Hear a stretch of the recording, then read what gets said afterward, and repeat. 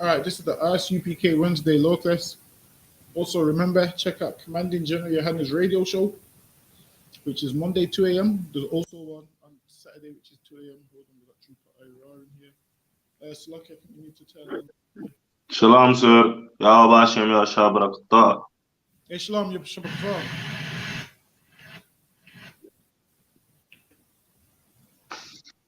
What's going on, IRR? Everything too up? Another one count, sir. 1 second, sir.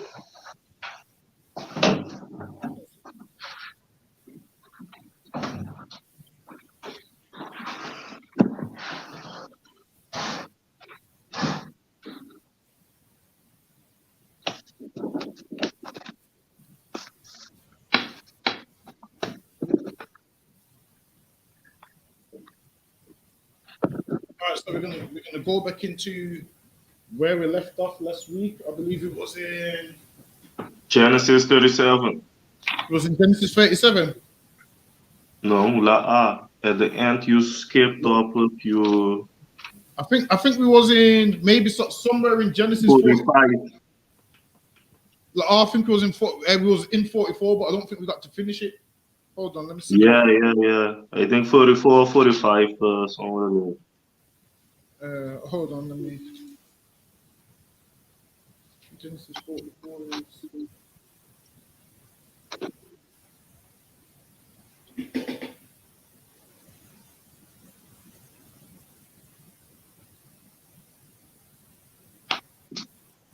Yeah, because we didn't get to the Benjamin part, so we was in Genesis. Hold on, did we? Oh yeah, we did. Hold on. Let's see where we got to.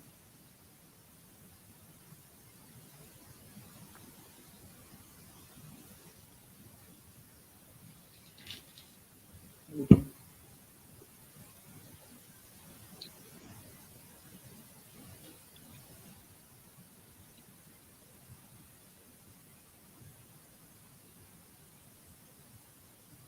I think we was around 44:26, sir, if I'm not mistaken.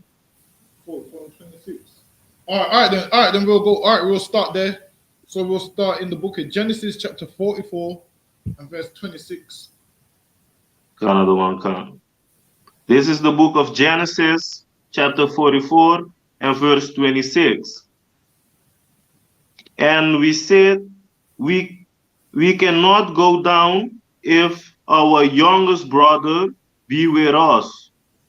Then we will go down, for we may not see the man's face, except our youngest brother be with us. Go ahead. Turn it up just a little bit. Go ahead, Ira. And thy servant my father say unto us, Ye know that my wife bare me 2 sons, So his wife and bare him 2 sons. Now we know he had 12 sons. Now it said his wife bare him 2 sons, meaning what? This wife bare him Joseph and Benjamin. So one of his wives he had 2 kids with, Joseph and Benjamin. So that's why he said his wife bare him 2 sons. Go ahead. the one went out from me, and I said, Surely he is torn in pieces, And it said, and surely he's torn in pieces. Surely he's torn in pieces. Why? Because he still believed the story that his sons told him that he was torn in pieces by a beast. Because they went there and couldn't find him once they lowered him into the pit. So when Reuben went back to get him out of the pit, they couldn't find him. So they assumed he was torn in pieces. That's the father. They went back and told their father, because back then there was no forensic. So to see if this is human blood or whatnot, it was just okay then. You take their words for it. You assume your son's just telling you the truth. Go ahead. Salaki, sir, I think we did pass this already. So I can say that again. I think we did pass this piece already. Fantastic. Hold on, let me see. Uh, we uh, we read all past the way that Ben they found Oh yeah, you know what? We was in. That's you're right. So we finished Genesis 44. We should be in Genesis chapter 45 and verse 1. So that's where we should be. So yeah, we finished 44. yeah, we read all past when they find the cup in Benjamin's sack and everything, all of that. Yeah, so yeah, we're in Genesis 45 now. All right. This is the book of Genesis, chapter 45 and verse 1. Then Joseph could not refrain himself before all them that stood by him, and he cried, So now he couldn't God, refrain himself, man, meaning he couldn't hold it in no longer. So all these times is, finding a way to break the news to them that, yo, I'm Joseph, your brother. And at this time, they're just thinking, you know what, he's an Egyptian. He's the Pharaoh. He's the man we come to see for the corn, for the bread, and so forth. So we don't die in this famine. They're thinking this is just the man who's in charge of if they live or die. They're not realizing that this is Joseph. Why? Because he's in Egypt, which means chances are he's got an Egyptian clothing and he's looking like the Egyptians because this is the last place they're expecting to see him. So they ain't thinking this is him. But Joseph knew exactly who they was, man. He remembered his brothers. He remembered his family. He remembered, meanwhile, because they ain't seen him for so long, they're thinking, all right, then, this is the last place this brother's going to be. Go ahead. like you said, and more or less they would never think he will be in such a position as Exactly. such a high position. Exactly. Because at that time, they just looked at him as, this annoying Joseph, this annoying nigga. They looked at him like this annoying nigga. And then Truth now, teller. he's basically ruling over Egypt, man. Right. So they wouldn't believe that. Like, you wouldn't think this man that you hated so much over his dreams and all of them things is now ruler over Egypt. So they were there. That's the last position they would expect to see him in, ruling over a next nation. That's the last thing they're expecting to see. Go ahead. Another one counsel. Cause every man to go out from me. So now Cause. it's every man out of the room now. Go ahead. And there stood no man with him, while Joseph made himself known unto his brethren. This is when he broke it to them, man.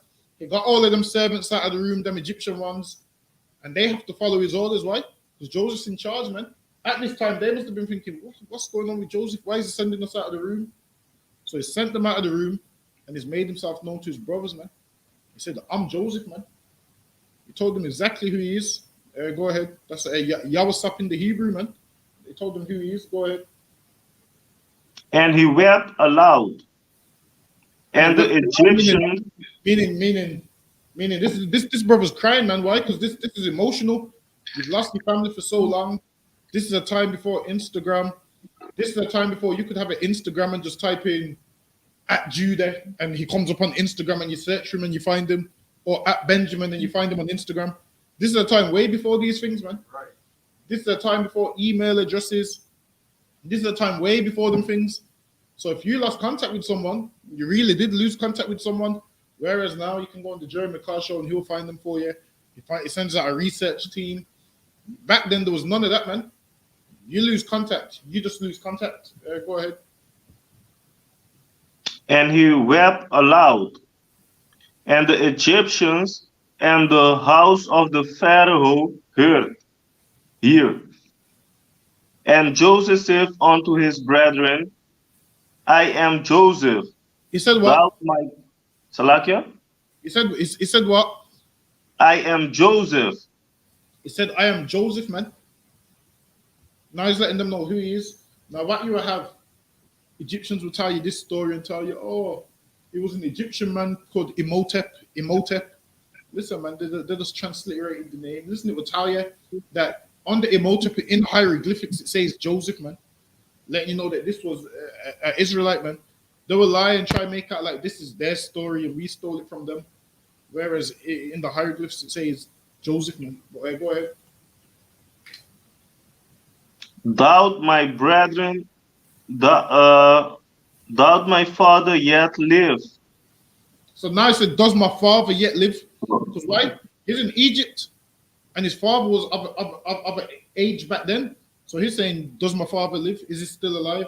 Because he don't know. This is a time before phone calls, time before you can get on the Instagram, time before you could get on the internet. So he's asking, does my father yet still live? Why? Because he loves his father, man. And he wants to know how my father's doing. This is a time before, you send him postcards and all of them things. Once Joseph went into Egypt, him and his brothers was cut off. Him and his family was cut off. There's no way of them communicating. So this is why he's so emotional right here. Just imagine this, your family who's in Jamaica. Now you speak to them on the phone. This is a time before the phone. This is a time where you won't speak to them. Now, if you randomly went to Jamaica and seen them, you'd break down the same way Joseph did, because a period of time's gone. Obviously, you're reading in the Bible thinking this just happened in a week or whatever.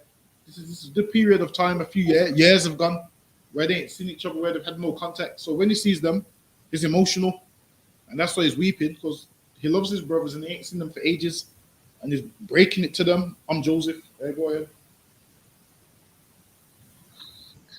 And his brethren could not answer him, for they were troubled at his presence. There was trouble at his presence, man. They couldn't answer him. They couldn't get their words out, man. They were shocked. Imagine someone, listen, you've seen them videos, man, when someone comes from the army and they surprise their loved ones and how the people can barely get a word out. That was these brothers right here, man. Because now he said it's Joseph. That's the last thing they're expecting to hear. So they couldn't answer him. They couldn't get their words out, man. They're troubled, like, huh? How? In Egypt, second in charge. How? They're shocked. So the trouble at his presence, and they're not knowing if Joseph is going to what? Punish them for what they done to him, or if he's going to give them a pass. At this stage, they're like troubled thinking, because they're remembering what they done to him, man. They're remembering how they treated their brother. Now they want to know if their brother is thinking how they was thinking, or if their brother is righteous and going to give them a pass. Go ahead. Verse 4. And Joseph said unto his brethren, come near to me, I pray you. Meaning, come close, man. That distance is like, come close. He wants to hug his brothers, man. Go ahead. And they came near, and he said, I am Joseph, your brother, whom ye sold into Egypt. He had to repeat it a few times. I'm Joseph. Why? Because they're shocked and they can't believe it, man. So now he's giving the rundown like, yo, I'm your brother who you sold into Egypt. Why? Because nobody else would have known the information. You know why nobody else would have known the information? Because once this situation happened, they kept it quiet, man. Because they couldn't let their father know, really, we sold Joseph into Egypt. Really, we done this. Really, we threw him into a pit. They couldn't let their father know this. So they kept this between them. So Joseph is confirming I'm Joseph, who you sold into Egypt. So they know this has to be Joseph. Why? Because nobody else outside of the brothers knew he was sold into Egypt. So he had to confirm this to them. Go ahead. Now therefore be not grieved, nor angry with yourself. It says, be not grieved, nor angry with yourselves.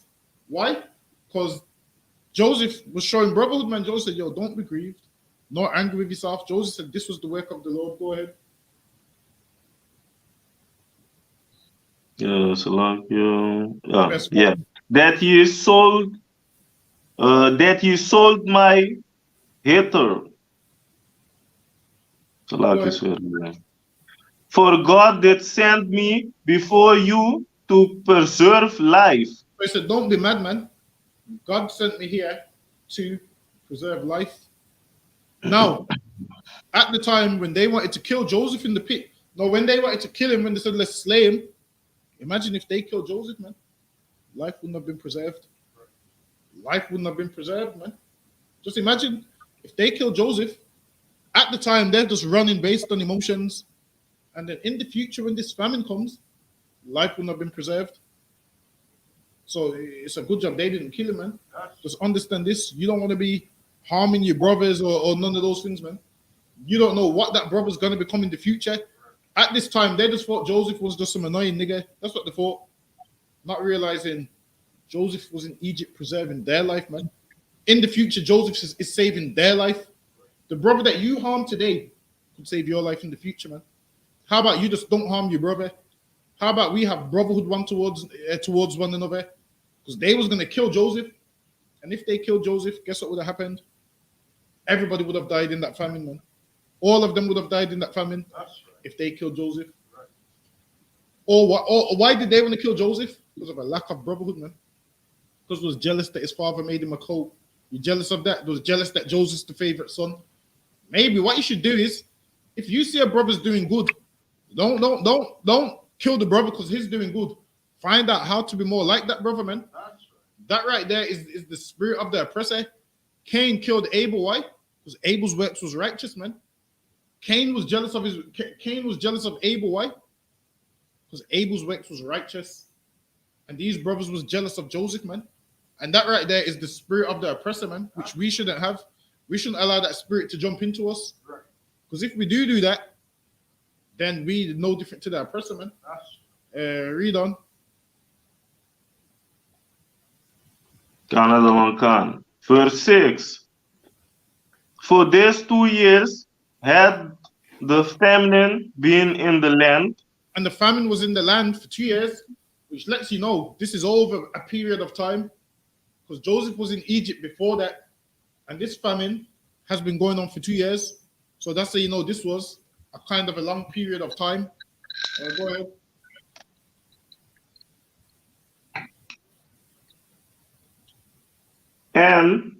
And yet there are 5 years in the which there shall neither be earing nor harvest. Right. And God sent me before you to prevent you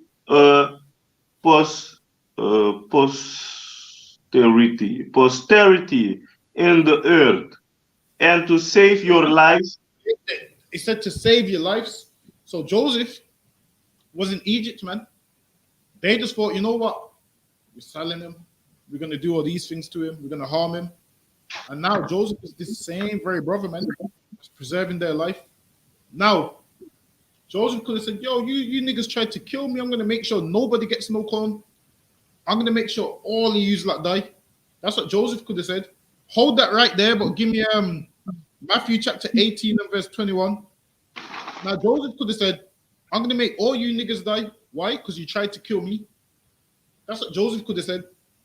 But Joseph didn't do that, man. This is what Joseph done. Give me Matthew chapter 18 and verse 21. This is the book of Matthew chapter 18 and verse 21.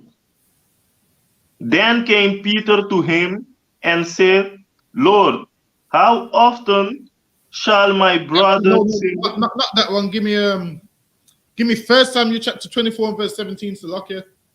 1 Samuel. Yeah, 1 Samuel chapter 24 and verse 17. So now what? Joseph could have said, you know what? You don't mean evil. I'm going to do evil to you. You tried to kill me. So I'm going to watch you starve to death slowly.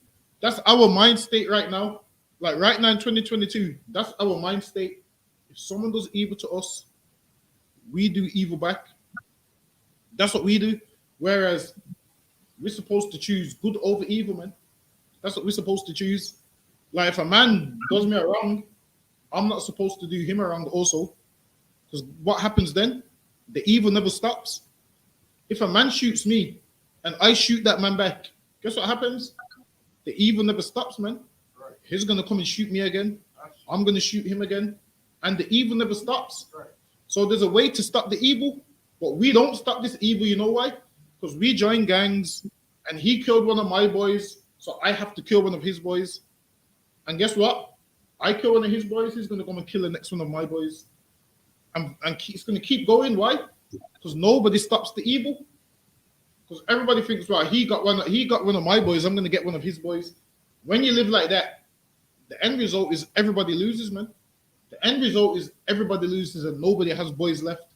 Whereas we could just say enough's enough and not reward evil for evil. Give me that scripture, 1 Samuel 24 and 17.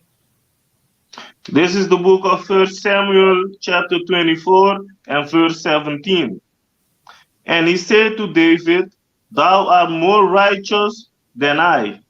Thou art more righteous than I. These brothers in Egypt is looking at Joseph and saying, damn, you're more righteous than I, man.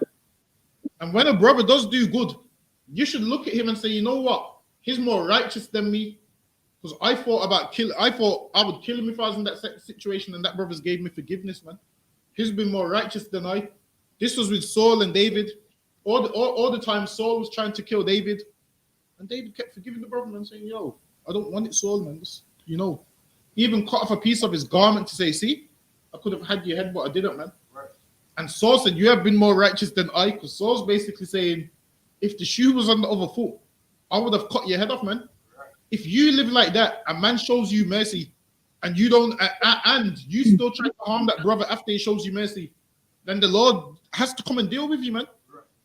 Because while this brother showed you mercy when he didn't have to, while you don't deserve no mercy, and this brother showed you mercy, and you still have hatred towards him, that means you're the problem, man. That means you're the problem. You're part of the problem with this nation. And people like you have to go, man. Because as long as people like you exist, we're going to keep rewarding evil for evil. So we need less people like yourself, man, if that's you. If a brother shows you mercy and you're still mad at him and still hate him, people like you are the problem, man. And the Lord is going to visit people like that, man. And this is why when a brother shows you mercy, you let everything go, man. Especially if you're in the wrong, man. Don't still be hating that brother and be like, oh, he showed me mercy, but if I see him, I'm still going to blow his head off. He gave me a pass when I seen him, but when I see him, I'm not going to give him a pass. The brother gave you a pass, man. That means you should squash it, because that means if he gave you a pass, that means he had the upper hand today, man. And then if you go and harm him when you have the upper hand, something's coming to you, man. Right. Drop that. Give me Proverbs chapter 17 and verse 13.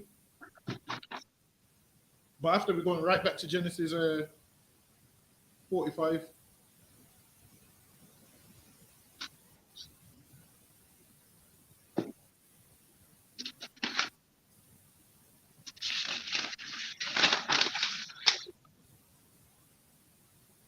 This is the book of Proverbs, chapter 17 and verse 13. Yeah, go ahead. Whoso rewardeth evil for good, evil shall not depart from his house. Meaning what? If you reward someone evil for good, evil won't depart from your house. Meaning, if someone does you good and you go and reward them evil, evil's not going to depart from your house, man. Right. How do you get evil to depart from your house? By doing good, man. Now, if a brother gives you a pass and then you have the advantage and then you go and shoot him, evil is not going to depart from your house, man. Because that brother's people is going to come back and shoot you. There's a way that we can stop this evil by rewarding good men. If a brother does you a harm, man, no sweat, just let it slide. And then he will say, you know what? He's more righteous than me because he had the upper hand when he could have done this to me and he didn't do it, man. That brother will look at you and say, you know what? He's more righteous than me. And then that way, that will squash whatever issues you like had, man. Now, if it don't squash whatever issues you like had because he still wants to hold on to it, then the Lord will deal with him, man. The Lord will deal with him for his lack of brotherhood, for him not having the common sense to understand that the past that he gave him was mercy. Now, if you don't want to accept it, then guess what? The Lord will deal with him, or the Lord will get somebody else to deal with him who ain't going to show him mercy next time. Drop that. Take me back to Genesis 45. Another one comes, sir.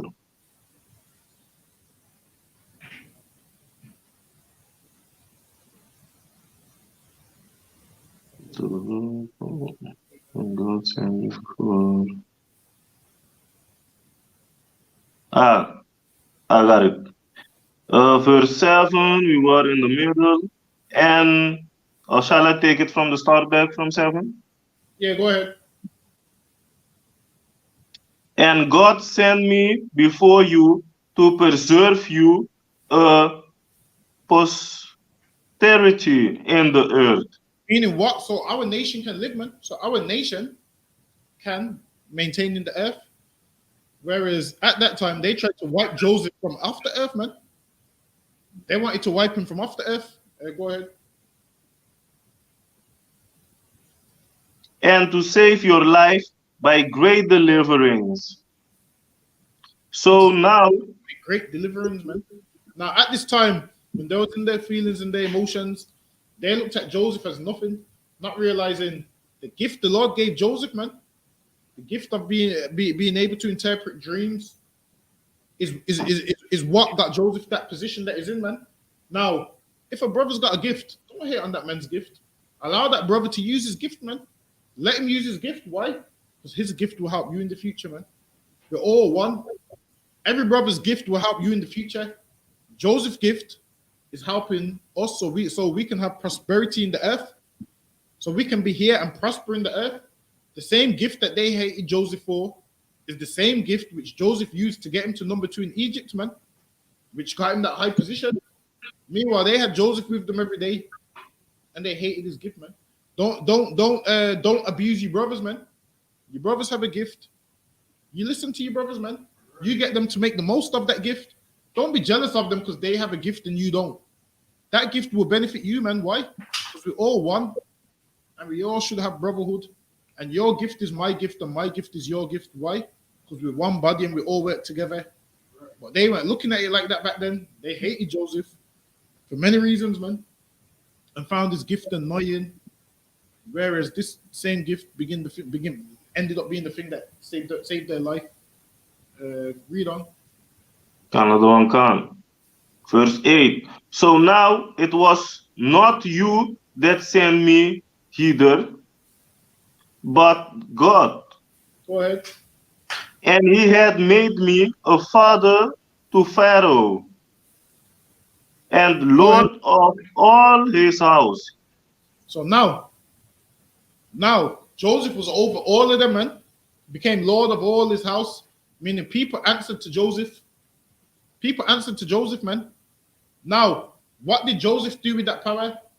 You're going to read on that how he looked after his brothers, man. How he looked after his family and his nation.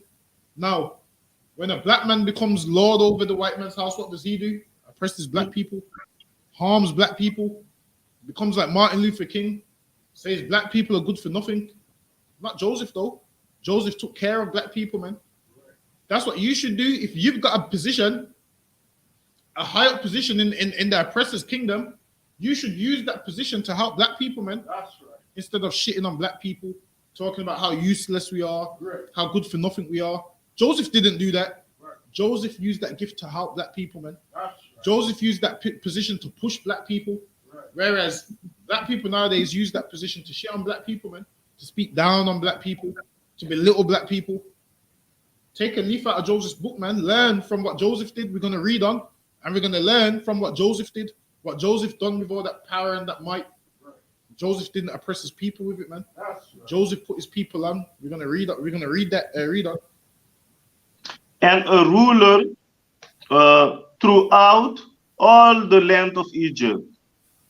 Go ahead. Hasted ye, and go up to my father, and say unto him, Thus saith thy son Joseph, God hath made me Lord of all Egypt. Come down unto me. And listen, man. Joseph remembered his father, man.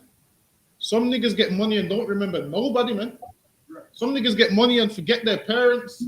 Listen, man. There's some celebrities and their parents is living in homeless shelters, man. And they've got all this money. Not Joseph, man. Joseph said, go get my father, man. Right. That's what Joseph said. Remember, this is the first day they're finding out Joseph, their brother. Joseph made sure everybody came and said, bring Benjamin. Bring everybody, man. Bring the whole family. We're gonna live it up in Egypt, but we're gonna be separate. Come here, man, where we can live good. There's a famine over there. Okay, fine. Everybody come here. Joseph brought his whole family in, man. Whereas some people got their parents homeless. Some people don't care about their parents. Whereas Joseph said, yo, go get my father, man. Tell him, yo, Joseph's second over Egypt. Right. Meaning, come to Egypt, man. Where there's no famine. We can eat and drink and we can live good. That's what Joseph was saying, man. Whereas nowadays, what do celebrities do now?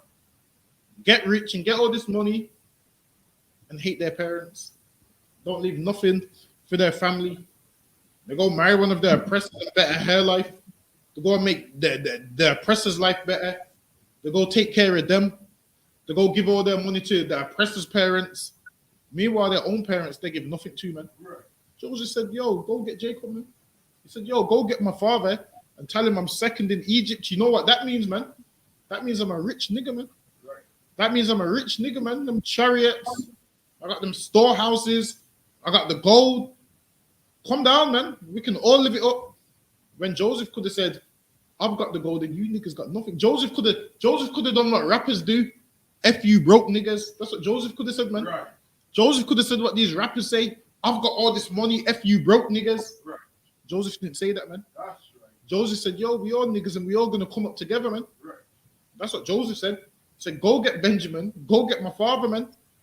That's what Joseph said. That's how a real black man's supposed to operate. Right. You bring your people in, man. You don't shit on your people and say, F you broke niggas. The thing is this, it's these broke niggas which is supporting you and buying your records, man. Right. It's these broke niggas which are your biggest fans. And you ain't even motivating them. You're just calling them F these broke niggas.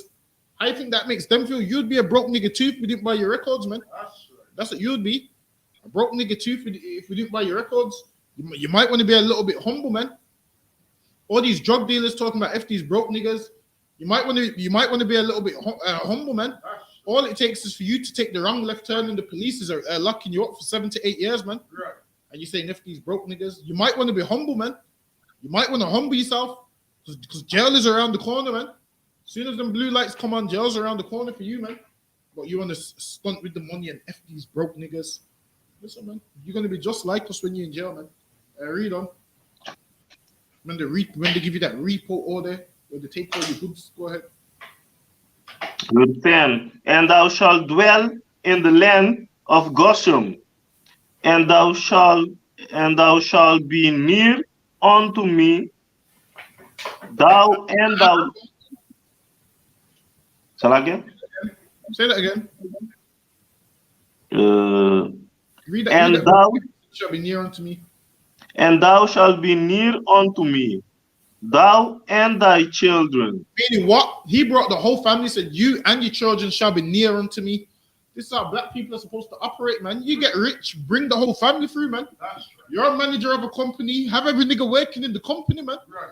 You're the employer, have nigga employees, man. Right. That's what you do. Bring the whole family, man. So everyone can be near to you. Don't just you go there and start hiring all the mics and leaving everybody out. Talking about black men are too lazy. Read on. Now, when I say bring everyone in, I'm on about the brothers in the truth and whatnot. Like, obviously, you don't want to bring some drug addict. You don't want to give some drug addict a job that's not going to do the job. That ruins your reputation. You don't want to do that. Sometimes you have to be mindful of who you kind of bring through. Because niggas in the world will ruin your reputation, man. You work hard. You do everything correct. You see, all right then. Let me just get this nigger a job here. He comes and punches the manager in the face. It's not good for your record, man. Make sure you know who you're getting the hookup for, man. Right. Like you can't hook everyone up because some people don't want to help themselves, and some people you don't want linked to you in that way. Some people you have to say, you know what, you're a brother, but for the sake of brotherhood and for you not to ruin my stuff, especially me and you don't do business like that together. Right. It's not a sin to not want to do business with certain people. That's right. Certain people you can't do business with because they ain't business minded and they're going to go and ruin your reputation, man, that you've worked hard for. So some people you can't help everyone. But go ahead. And thy children's children, And listen, and thy flock, bring your children, your grandkids. Go ahead. and thy flock, and thy herds, Go ahead. and all that thou hast, and there will I nourish thee, for what? ye, and there will I nourish thee. And there will I nourish thee, man. He said, yo, everyone come through and I'll take care of everybody, man. Yo, you like talk about this person's a boss. Joseph was a real boss, man. Right. Took care of everybody, man. This is what black men should be doing, man. Taking care of everybody. And Joseph did it. And imagine this. Joseph is rewarding them good, even though they rewarded him evil beforehand, man. Joseph is showing them what real brotherhood is. Joseph is showing them forgiveness. This right here is forgiveness, man. Imagine this. The man you tried to kill ends up being the reason why you don't get killed, man. Ends up being the reason why you don't die of starvation. This is real forgiveness, man. Joseph is teaching them and their children that when we read this story, what we should get from this, that this is a deep forgiveness story, man. How they treated him bad. And he forgave them and made sure they lived. And he moved all the family, them and their kids. Imagine this. You tried to kill him. He could have watched you die and your kids die and your kids' kids die. But he said, nah, I'm going to show brotherhood. I'm going to come and nourish all of you. I'm going to nurture all of you. All of you come here, bring your cattle as well. I'll take care of them too. That's real. That's a real boss move, man. That's right. That's what Joseph did, man. Right. That's a real boss move. Go ahead. Listen, how can a man that does this for you, man, how can you be his enemy, man? If we do this for brothers, our enemies will have to love us, man. That's right. Our enemies will have to say, I was an enemy to him, but I can't be his enemy no more, man. These black brothers on the street that hate the truth, we still give them food. How can they hate us after that, man? Right. Imagine they're starving and we give them food. We're the reason why you've had a meal today, man. That's right. How can we still be your enemy after that, man? Whereas we could reward you evil and say, nah, you was talking all this evil about us. We ain't giving you nothing. We could say, go starve. We ain't giving you nothing. But we still say, you know what? You're a brother. We're going to feed you. That's why we have all these food drives and everything in the UK, man. All over the world. Food drives and everything. Feeding people who usually come up against us, man. Feeding our brothers and sisters who come up against us. How can anybody hate us after that, man? If you hate us after that, you're just an unrighteous human being, man. That's what you are. If you hate us after that, read on. For yet there are 5 years of famine. But yet there's 5 years of famine. Listen, this famine was due to last a long time, man. Go ahead. Lest thou and thy household and all that thou hast come to poverty. And he goes, listen, man, all of you are going to come to poverty, meaning where they are, there's nothing going on there. There's a famine, no work, no nothing. He goes, listen, man, come here, because there's 5 years of famine left, and you're all going to come to poverty unless you come here. So he's getting them out of this poverty, man, saying, yo, come stay with me, man. Because obviously I've got the stuff to sustain you, to stop you going flat out broke, stop you going bankrupt. Come up here, man. Go ahead. And behold, your eyes see, and thy eyes of my brethren Benjamin. Wait, Salaki, sir. What verse you at? Verse 12, sir. Okay, go ahead. And the eyes of my And behold, your eyes see, and the eyes of my brother Benjamin, that that it is me, that is my mouth that speaketh unto you. So now he's saying, look, man, that you see it's me, and look, and that you and Benjamin see it's me who speaks to you, meaning that all of you that see it's me, Joseph, speaking to you. Go ahead. And ye shall tell my father of all my glory in Egypt. And tell my father of all my glory in Egypt, man. That's what these rappers do on the songs, man. They tell you of all their glory. Listen, man. Us niggas been talking about our glory for years, man. Been talking about what we have. It's a black man thing, man. Yo, we got glory in all the things we do and we own. We're gonna let you know, man. We let you know. Tell of all the glory and everything that you've seen. We ain't basic like the oppressor, like Jeff Bezos, just a basic guy. With us, you see our glory, man. You see it with the cars we have, the jewelry we have. You see it, man. We wear our money, man. You see it. Because we ain't playing like the oppressor. So he goes, go tell your father, go tell my father of all the glory. Meaning, yo, go tell Pops, I'm doing it big, man. I'm second in Egypt. I'm over all of this. I got all these riches. Go tell him how I'm living, man. Tell him I'm living like a king, man. Right. Go tell him. Go ahead. Nowadays, there's no Instagram, so they had to tell him. Whereas now Floyd Mayweather just puts how much is his watch? About 200 million. He got one for. Floyd Mayweather just puts in that 200 million pound watch. You see his glory. You see it, man. Back then there was no Instagram, so people could only talk about it. But now you just post a picture on the Instagram with your name written in money. That's what you do now. You put your name on the floor written in money, and hold a wad of cash and do that one where they have the money all on their arm. That's how people show their riches and their glory nowadays, man. They show their money now. That's how they show it. Back then there was no such thing as that because why there was no Instagram. Go ahead. And of all that ye have seen. And of all that you've seen, man, go tell him you've seen you've seen how I'm living. You've seen the cops and all of these things. You've seen how I gave you corn and all your money back. You've seen how I'm living. Go tell him of all these things. Go ahead. And ye shall haste and bring down my father hither. Haste means go in a hurry, man. Yeah, and he said, yo, go in a hurry, man. He said, go in a hurry and go bring my father here, man. Be quick, man. Go ahead. Verse 14. And he fell upon his brother Benjamin's neck and wept. Go ahead. And Benjamin wept unto his neck. And hugging his brother doesn't mean he literally was crying on his neck. How people read it and think this is some homosexual book. This is the thing, man. His brother is like this, man, and he's crying and his tears is just falling on his neck, man. It doesn't literally mean he wept on his neck and blew his nose and all of that stuff. It's just he's hugging his brother, man. He ain't seen him for ages, and the tears is falling. That's what it is. And they're both crying, man. Why? Because they ain't seen each other for years, and this is his little brother.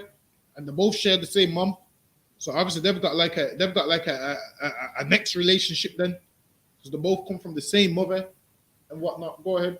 Which means obviously when you have the same mom, like nowadays, when you have the same mom, you spend more time with who lives at your mom's house.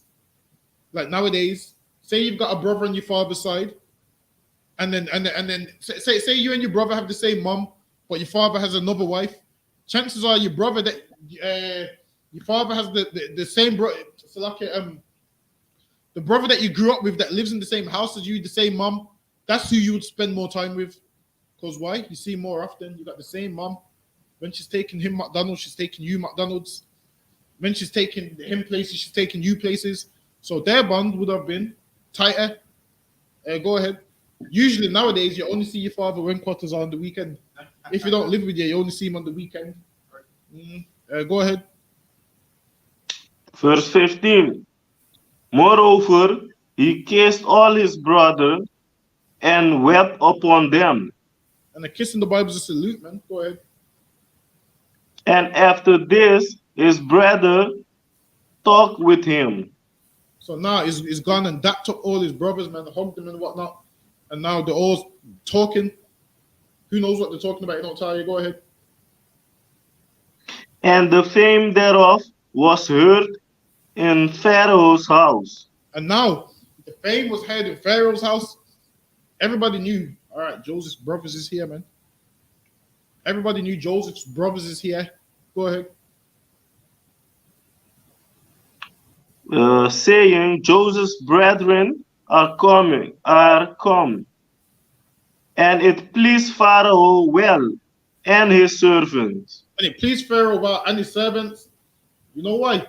Because Joseph was a righteous man in authority, and all these other nations, man, who's oppressed by this oppressor, they're going to be pleased once we in authority, man, because they know there's righteous leadership, they know there's righteous rulership. Whereas now, everyone's upset, man. Why? Because there's not no righteous rulership. Everyone's depressed right now. There's no righteous leadership. At least when we in charge, we are fair nation, man. We are righteous people. We ain't gonna do no crazy stuff. We ain't gonna go do no some weird stuff like what this oppressor does. We're gonna run everything righteously, man. Read on.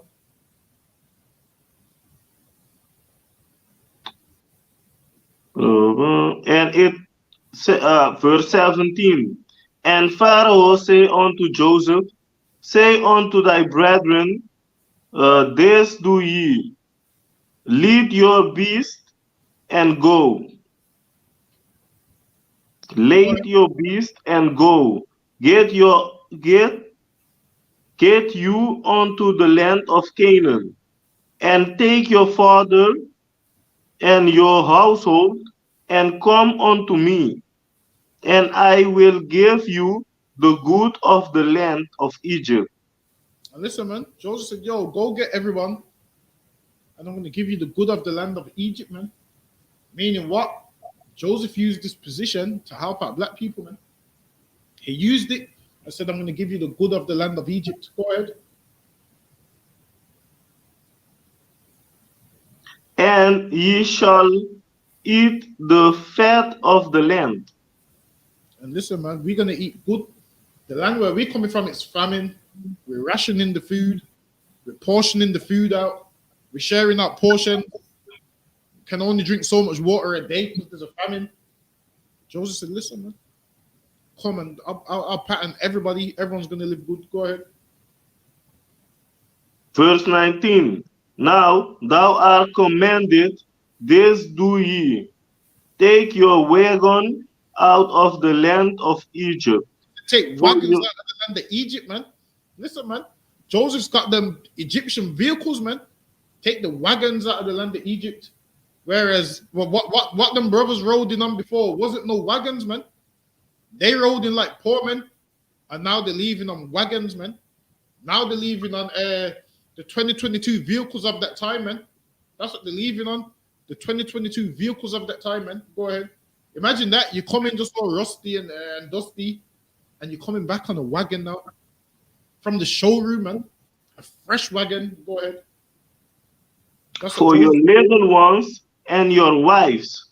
For what? And bring your father and come. Whereas everybody else hates on their brothers. Everybody else will be like, you know what? Only I can have a wagon, and the rest of you ain't. I don't want you lot. I don't want nobody else up like me. I want to be the only one with these things. Joseph patterned all them brothers, man. Gave them wagons, gave them everything, man. Get me? Joseph said, yo, we shine together, man. Joseph said, yo, we brothers, we shine together. Right. And that's what us as black people need to do, man. That's right. We need to stop putting one another down, calling people broke niggas, and shine together, man. Right. That's what we need to do. Go ahead.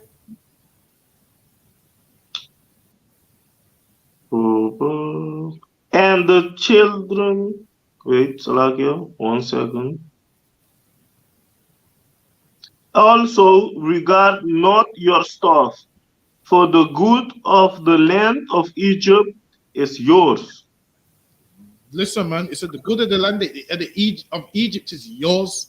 He's patterning his brothers. Go ahead.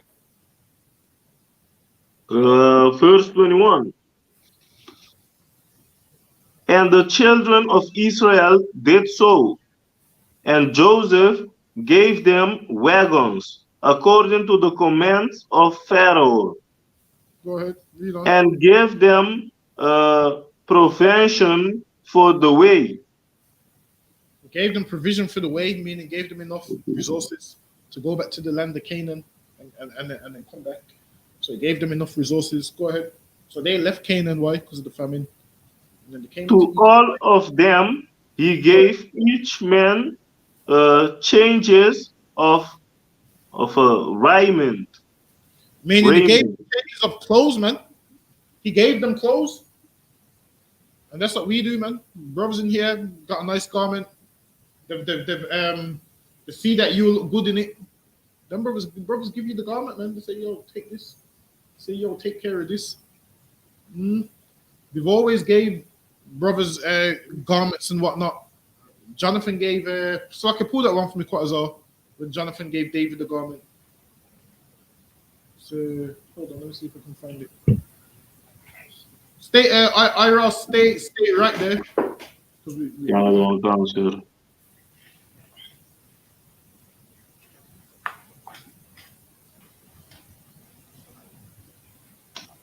First 18 and 4. I think I might need the mic as well. It's biblical to pass things down to brothers, man.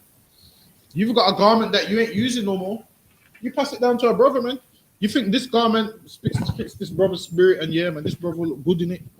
Then you pass it down, man. Right. Go ahead. 1 Samuel chapter 18 and verse 4. And Jonathan stripped himself of the robe that was upon him and gave it to David. And did what? And gave it to David. Jonathan gave his garment to David, man. Listen, man. Nowadays it's looked down upon, but we've always handed things down. Hand-me-downs is in the Bible, man. Right. But nowadays the spirit behind hand-me-downs ain't what it was back then. Back then a brother would see, all right, then this brother needs a garment and you look good in this one, take this one. Nowadays, people give you hand-me-downs to do what? Nowadays, people give you hand-me-downs to do what? To basically belittle you in the world anyway. So often cases in the world, people give you that and then to belittle you. But now, in the truth, a brother gives you why? Because that's in the spirit to do, man. Right. It's our culture to hand down brothers' garment, hand down brothers' boots, hand down brothers' headpieces. It's biblical to do those things, man. Right. We're supposed to do those things. Read that one more time. And Jonathan stripped himself of the robe that was upon him, and Jonathan stripped himself of the robe that was upon him. Go ahead. And gave it to David. And gave it to David, man. It's biblical to hand down garments and stuff to brothers, man. Right. Nowadays we call it hand-me-downs. Just biblical, man. Ain't nothing wrong with your older cousin or brother giving you a pair of trainers. Right. Take it, man. It's our culture, man. Take it. If they're giving you clothes or whatever and you need it, you take it, man. Right. Don't be ashamed to take it. It's our culture to give to our brothers, man. Don't let this world teach you that, you shouldn't wear no next man's trainers. You shouldn't wear a jacket that a next man's already worn and try to give it to you. He's looking down on you when he gives you that. Don't believe all that nonsense, man. Right. The brother could be giving you because why? He sees that obviously he's probably outgrown it and it will fit you, man. And it's suitable for you. You take it, man. Hand-me-downs is biblical. So lucky you can drop that Ira, go back to, where was we? I'm still at 45 and verse 22, sir. Go ahead. But to Benjamin he gave 300 pieces of silver and 5 changes of raiment. 5 changes of raiment, man. Why? Because Benjamin was his brother, man. They're all his brothers, but obviously he had that special bond with Benjamin. So Benjamin got 5 changes of raiment, man. Remember back then, getting clothes was a lot harder back then than it is now. Now, you just go to a shop where they just print it where they just make them in a factory. Back then, you had to go to a tailor that was making these things by hand. A tailor that was making them by hand. Benjamin got 5 changes of raiment. Go ahead. And to his father he sent after this manner 10 asses laden with the good things of Egypt, and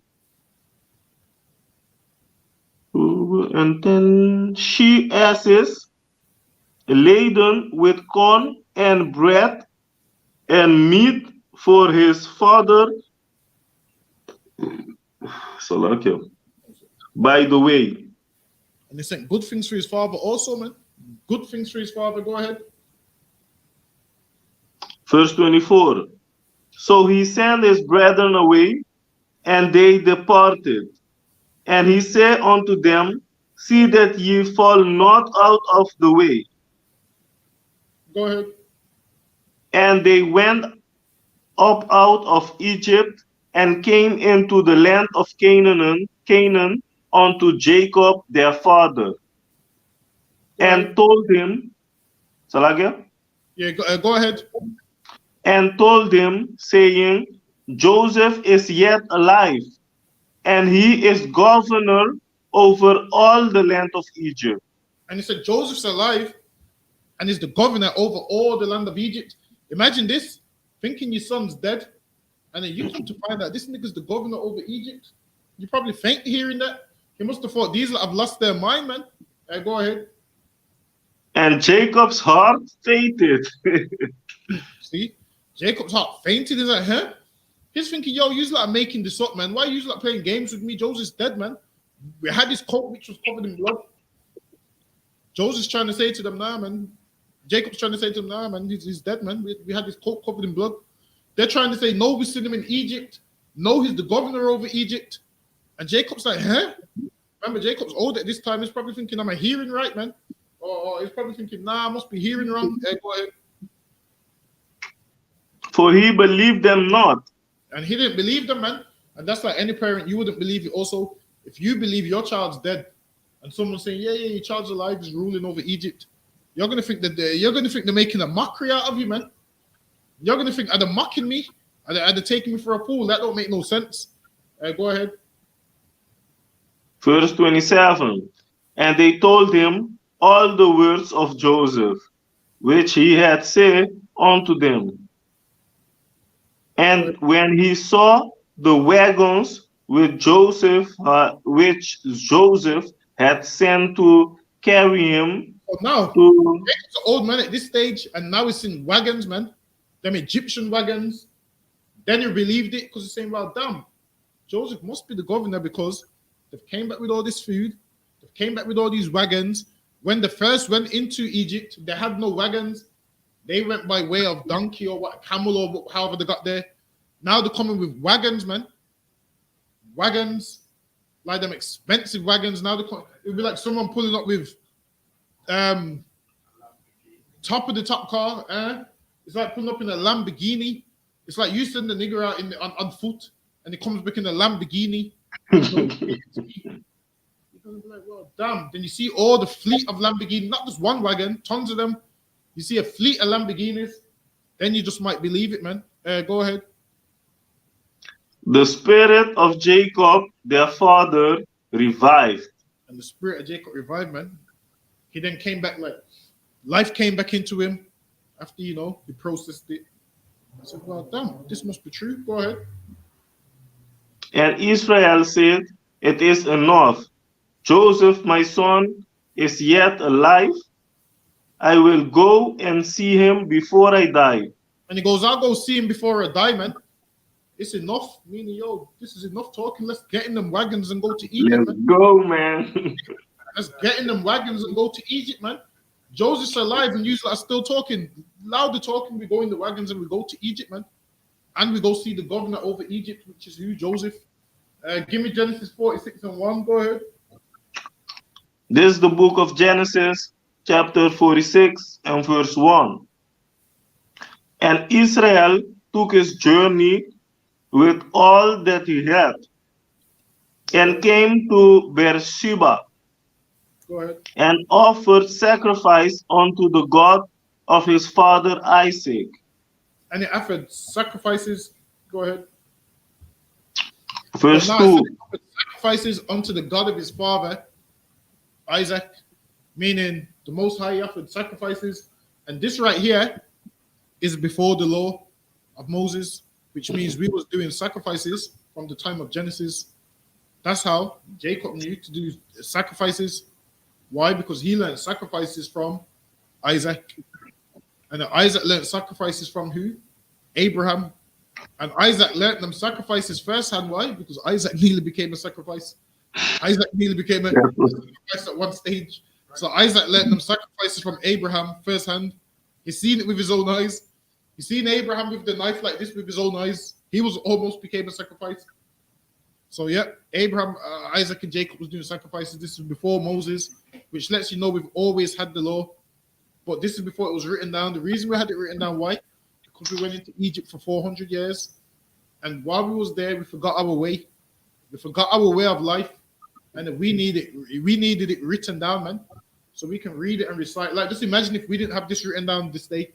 We would never know the law because it's been missing from our life for so long. So over time, you start to become like the people you're around. So that's what happened to them once they became slaves in Egypt. Whereas before that, we was always Abraham, Isaac, and Jacob, and it was passed down orally. Adam passed it to his sons. They passed it down. Noah passed it down, and so forth. Shem passed it down. It was always like that because we didn't have no next nation oppressing us and ruling over us and doing all of them kind of things for all them amount of years to where we would lose our way. But I read on. Verse 2. And God speak unto Israel in the visions of the night. So now the Lord spoken to Jacob in a vision in the night, meaning Jacob would go to sleep and the Lord would visit him in a dream and he would speak unto him by visions in the night. Go ahead. And said, Jacob, Jacob. And he said, Here I am. And he said, I am God, the God of thy father. Fear not to go down into Egypt. Go ahead. For I will there make of thee a great nation. And now the Lord's saying, look, go down into Egypt because I'm going to make of you there a great nation. And we, the nation of Israel today, which is a great nation, man. The Lord weren't lying. The Lord's going to make of thee a great nation. And guess what? At this time, it was just Israel and his sons. And now we are a great nation, man. There's so much of us. We are a beautiful nation that can do anything we put our mind to. That's the best nation on the face of the earth. That's the best at everything, man. The Lord definitely made us a great nation. Read on.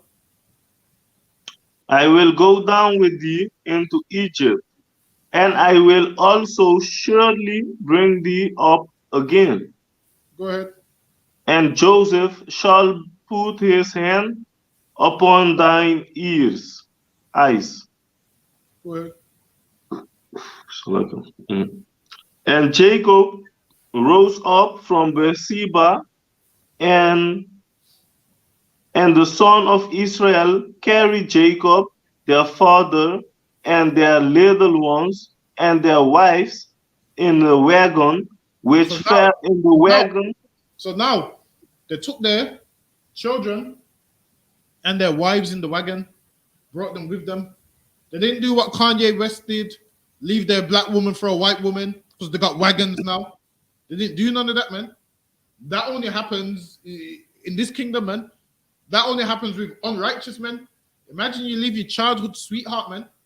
This black woman that you've been with for years. The woman that you've been with when you've had the camel and the horse.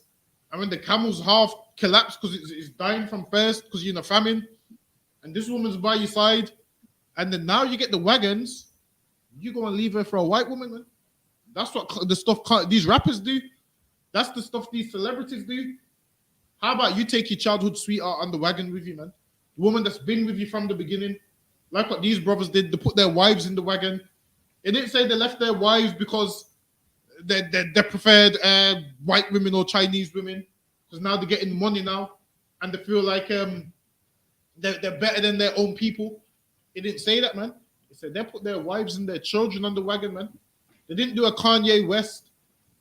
Like what he said in his song, how they get on and leave you for a white girl, and he done exactly the same thing, man. Yeah. Even though she's not white, I believe she's Armenian or whatever the hell she is.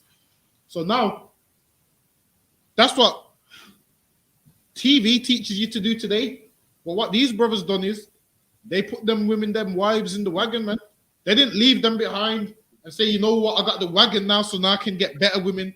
They didn't say that. They said, yo, you wives jump in the wagon too, man. Because these women was there from when you had the camel, man. These women was there from when you had the donkey.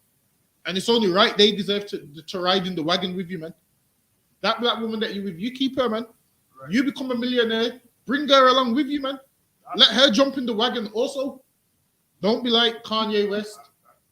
Not let her jump in the wagon because you feel like, all right, yeah, your status is better than everybody else's because of money. So you feel like now that you're successful, you feel like, well, if I'm successful and this black women can't be successful, so I need to get a white one. Listen, man, how about you bring that black woman with you, man? Right. Don't ditch your black woman for no white woman, man. Right. You keep her, man. She was with you when you had the camel. So now you got the wagon. You let her ride in the camel, man. These brothers put their wives in the wagon with them. So I can read on. In the wagons which Pharaoh. And listen, man, Kanye done all that for Kim. And now she's with some guy that looks like a crackhead, man. Have you seen him? She's with some devil that looks like a crackhead, man. One second, let me find a picture of him. He looks like he's on crack, man. Yeah, they kiss him every single time.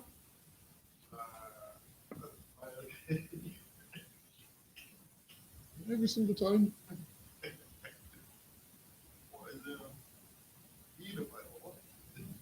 What he is, he just looks like he's on crack to me. Oh, let me find a picture of him.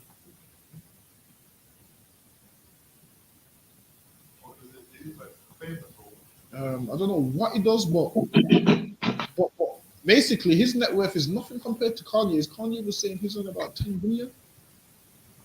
He's worth 10 billion. Hold on, let me see if this loads the picture.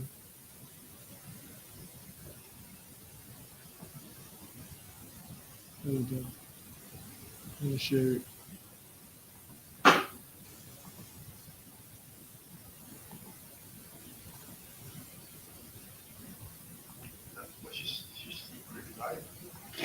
Oh, this is my secret.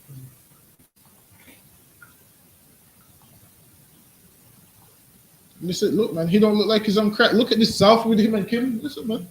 Kanye, when you was with her, she wasn't taking none of these selfies with you. She didn't take none of these. Is this not working? Yeah, hold on, let me make it larger.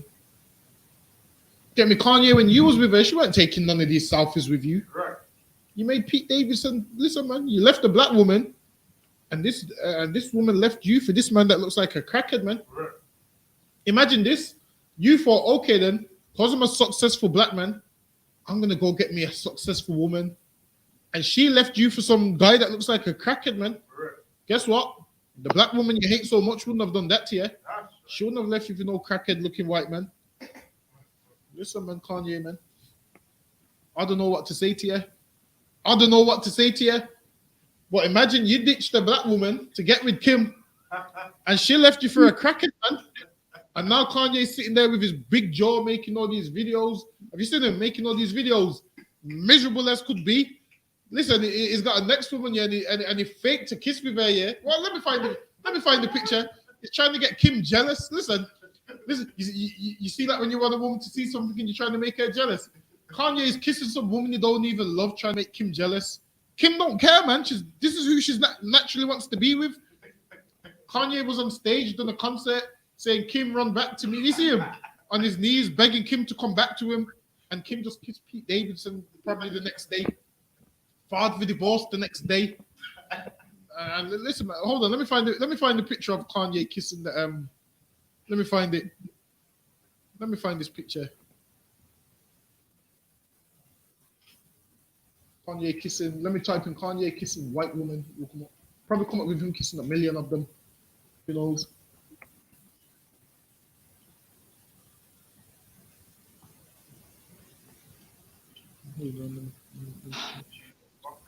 Is that her name?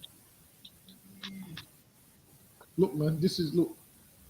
Let me share it. Kanye's upset, man. Listen, man. If you want a woman back, you're going the wrong way about it, man. Why are you trying to show her how happy you are? She knows really you're thinking about her. And that's what Kanye's doing. Listen, man. I thought Kanye would have worked out the game by now, man. That's one thing you don't do. Hold on.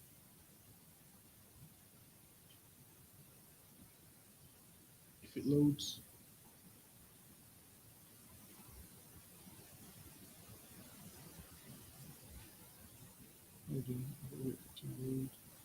This man, look. Oh, shit.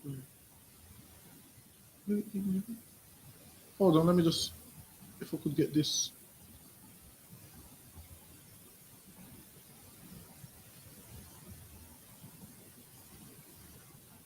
Oh, where is it?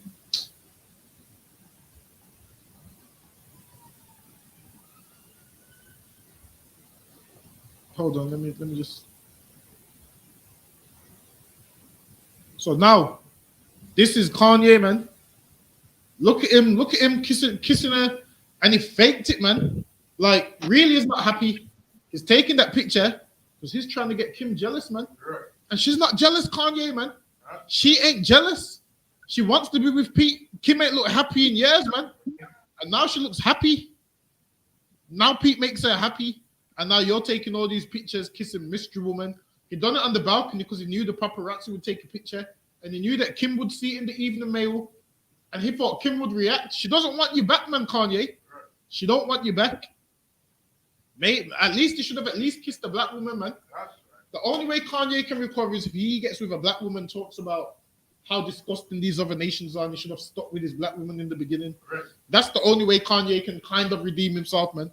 But kissing these are nasty women like this, you ain't redeeming nothing, man, Kanye. Listen, man. If Kanye was around in the time of Joseph, he wouldn't put no sister in the wagon, man.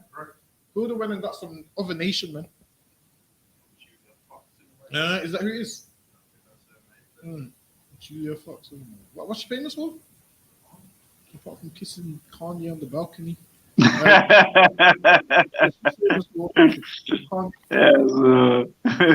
she's going to become a millionaire off of that, man. Whereas it could have kissed a black woman and made a black woman become a millionaire.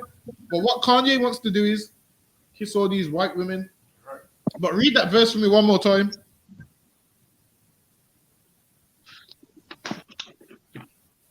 Imagine he's trying to make Kim jealous and she don't care. That's one of the weakest things you could do as a man. Imagine you're posting trying to make someone jealous.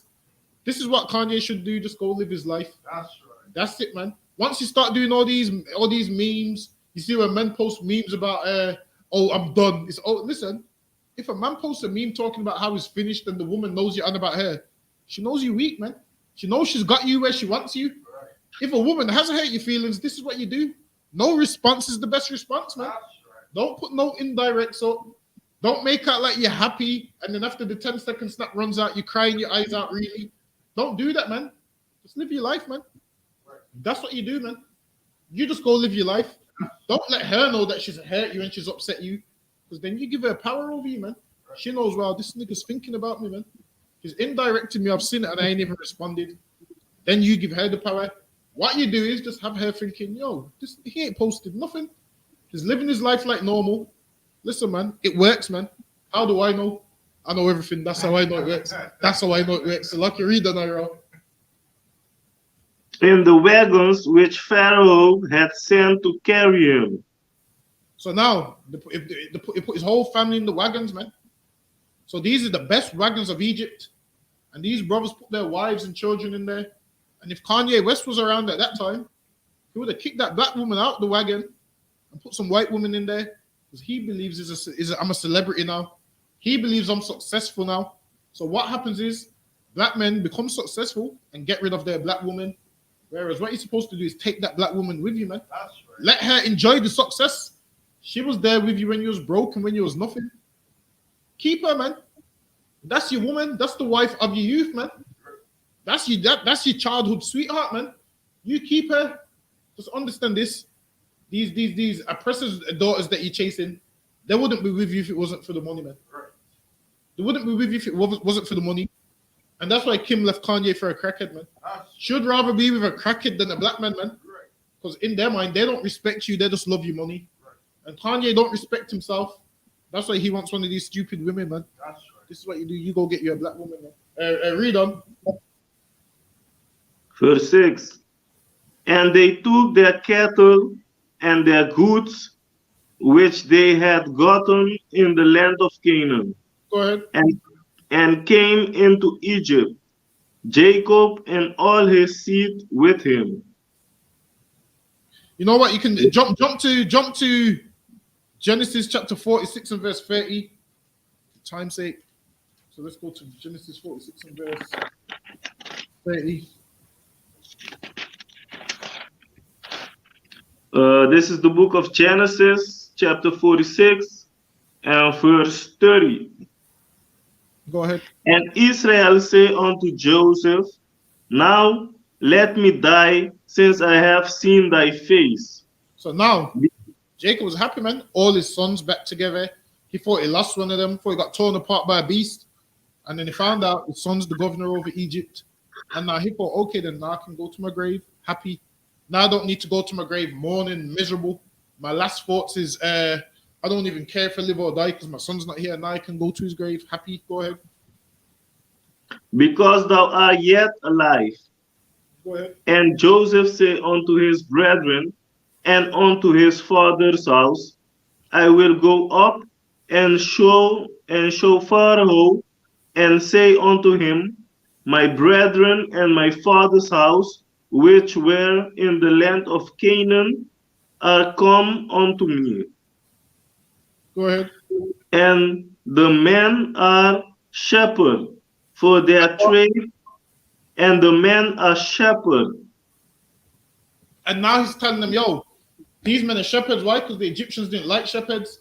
So though Joseph was in Egypt, Joseph didn't want to be like the Egyptians. Joseph wanted what? The nation of Israel separate. Joseph understood, you know what? We're in Egypt. We're going to take their money and we're going to take up part of the land, but we're going to be separate. We're not going to intermarry with them. We're not going to mix with them. We're not going to be friends like that. What we're going to do, this is just business. We're going to live in Goshen and you are going to live there. Joseph understood that. Now, if this was Martin Luther King, what would he have done? Joined everybody together. Said the Egyptians and the Israelites are one people. That's what he would have done. Joseph didn't do that, man. Joseph understood the Egyptians is a horrible people and we need to be separate from them. That's right. That's what he understood, man. Right. He understood, you know what? We can coexist. And that's what we do in the I.S.U.P.K. We coexist in England. That's right. But then when it comes to after 5 o'clock, when you finish the job, these oppressors, we ain't going to no bar with them. Right. We ain't going to no Christmas party with them. Right. We ain't doing none of these things. That's right. Oh, yeah, we're doing a work do. What day? This day. Oh, sorry, I got the kids on that day. That's it, man. Right. You just go home. We ain't doing nothing with them. We just peacefully coexist. We just peacefully coexist. We speak from 9 to 5 on the clock. And then after 5 o'clock, me and you don't speak no more. I go back to the ghetto and you go back to wherever you got to go. I go back to Handsworth or Newtown or wherever, where I see my people. And then you go be with your people. That's right. And then tomorrow, I'll come to work tomorrow. And we act like we like each other at work tomorrow, man. That's right. We act like we're not racist at work tomorrow, man. Right. The oppressor does it every single day. He's racist as could be when he goes home. He don't like niggers, but from 9 to 5, he's fine with you, man. Because it's his job. We need to be the same. Let them go do what they're doing over there. We go do what we're doing over there. That's it. We just peacefully coexist. That's it. We don't need to wish nobody no harm. We don't need to try and harm them. This is what we do. We just go to work, 9 to 5, come home. Go ahead, read on.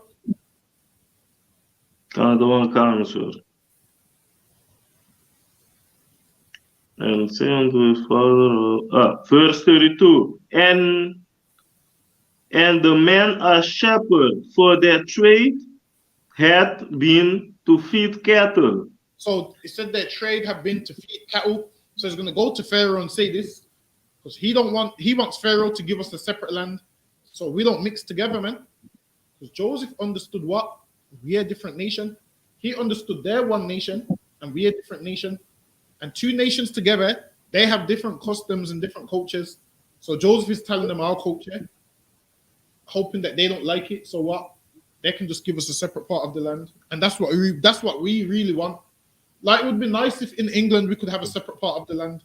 It would be nice if we could have a separate part of the land without them putting the Romanians there or the HMOs there. Now, you come out your house now, it's full of HMOs, man. Everywhere. And where do they put these HMOs? In the ghetto, man. Now these are the people. These Edomites which is on drugs, just come out of prison. Now the prison house is in the ghetto. Now they break into your car to steal your headphones and whatever's in there now. They don't put these in their neighborhoods. They put them in our neighborhoods, man. Read on.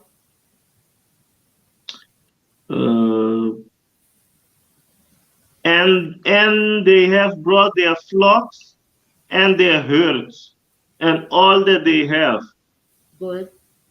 And it shall come to pass when Pharaoh shall call you and shall say, what is your occupation? That ye shall say, thy servant trade hath been about cattle from our youth even Listen, until now. All we've done is cattle from our youth, man. That's it. All we've done is cattle from our youth. So they don't try to get you to do nothing else. They just don't want nothing to do with you. They just put you there. So you tell them we've done cattle from our youth. That's the only thing on our CV is cattle from our youth, man. You tell them that. That's what Joseph said. Why? Because he wanted to be separate from the Egyptians, man. Go ahead. It's like when the Jobson that used to try to send me to get some jobs in some stupid places, man. He used to ask me, well, what have you done before? Nothing. I used to just say nothing. I've done nothing before. Why? Because you tell them you can do this, that, then they start giving you stuff that you don't want to do. So he said, yo, just say you've done cattle from your youth. That's the only thing you know is cattle. So then all your work would be for you to do is go and deal with your cattle. Go ahead. Both we and also our father. Both we and also our father. That's all we know is cattle. We don't know nothing about what you Egyptians do. All we know about is cattle. Go ahead. That ye may dwell in the land of Goshen. That what? That ye might dwell in the land of Goshen. So we can dwell in a different land, man. So we can have our own part of the land. Why? Because Egyptians didn't like shepherds, man. So so we could go dwell in the land of Goshen and read on. For every shepherd is an abomination unto the Egyptians. So now that's why he done it. So they could look at us like we're disgusting, and then that way we don't mix with them. That way, when my children grow up, they ain't thinking, okay, then we live in Egypt, let's mix with the Egyptians. Let's have children with the Egyptians. So over time, we would have our own land, and what would we do? Raise our own nation there, raise our own children there. So we would know we're different. We would know we're separate. The Egyptians would look at us like we're an abomination when really they're the abomination. But we would live completely separate. But what we would do, we would just trade and business and so forth. Read on. I'm trying to get to the. Hold on. That was the end of the chapter. Say that again. You say read on, but that was the end of that chapter. All right, give me Leviticus chapter 20 and verse 26. Listen, man. It's in the law that the Lord severed us from other people. Right. Because the Lord didn't want everybody to come together. Right. When everybody comes together, what happens? One nation is stronger than the other. So if every nation comes together, the nation that's strongest is going to do what? Everyone's going to be following their culture. Right. Everyone's going to be following their customs. And that's what you have right now. These Edomites is super strong. So much that what? Arabs celebrate Christmas now, man. These Muslims celebrate Christmas because all nations come together. And when all nations come together, they have conflict in their cultures and their differences. And then what happens is one nation is going to be stronger than the other, and everyone's going to follow that nation. This is why we need to be separate, man. Because every nation that we've tried to join, what happens? We end up following them. We end up doing what they do. We end up following their customs and their culture. Imagine this. Nobody wants to follow your customs and your culture, but we follow everybody's. It shows that we a weak-minded nation, man. We just follow. Whereas with Esau, what does he do? He has you follow him, man. All his customs and his culture, he has you follow every one of his, and nobody follows yours. What happened when we was in West Africa? We was following their culture, man. Everywhere we are, we follow their culture. And this proves that we mustn't be amongst no other nation, man. Just ourselves. But now we can't help it. Why? Because we're in slavery. So this is what you do, man. You go to your job and you come to ISUPK.com, man, where you're around your own people. This is the only place on the planet. The ISUPK is the only place on the planet where it's a home for blacks and Hispanics, man. Where all Israel can come here and no other nation will be here. Just Israelites, man. Blacks and Hispanics and Native American Indians, man. This is our home. This is where you can come to escape the cares of the world, man. To escape all of that garbage. Read on. Read that from Leviticus 20 and 26. This is the book of Leviticus, chapter 20 and verse 26. And ye shall be holy unto me, for I, the Lord, am holy, and have separate you from other people. And we've been severed from other people. Severed. We've been severed from other people, meaning the Lord don't want us mixing, man. We're holy unto the Lord, so we can't be, just doing what Egyptians do. We can't be, celebrating Chinese New Year. When was it yesterday? Chinese New Year, which to celebrate for like a few weeks. We can't be doing none of that garbage, celebrating Chinese New Year and all that nonsense. The Lord severed us from other people, man. That's right. Drop that. Give me Genesis chapter 46 and verse 47 and verse 11.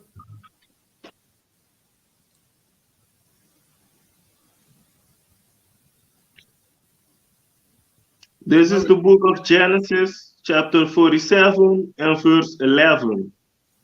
And Joseph placed his father and his brethren and gave them possession in the land of Egypt. So now, because Joseph's second in charge, he gave his brothers possession in the land of Egypt. Go ahead. In the best of the land. In the what? In the best of the land. This is what you're supposed to do with your power, man. Help out your people. Joseph gave his brothers the best part of the land. That's brotherhood, man. This is helping out his brothers. Nowadays, what happens now? One man makes it to the top and leaves his brothers behind. His brothers have to struggle and suffer. Not Joseph, man. Joseph brought everyone along. Now, you help who you can, man. You can help your brothers. You help them, man. Read on. In the land of Ramesses. Go ahead. As Pharaoh had commanded. Go ahead. And Joseph nourished his father and his brethren, and all his father's household, which bred according to their families. So now he nourished all of them with bread, all his family and their wives and their children. Now you're going to see how Joseph was a good businessman.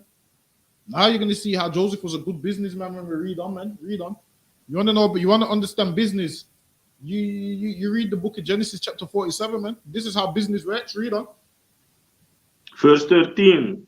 And there was no bread in all of the land, for the famine was very sore. So now the famine was very sore, meaning the famine was getting worse and worse.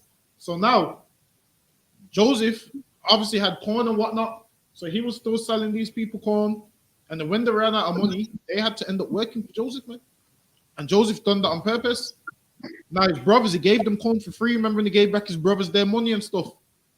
He didn't give the Egyptians back their money. Right. He understood, these ain't my brothers.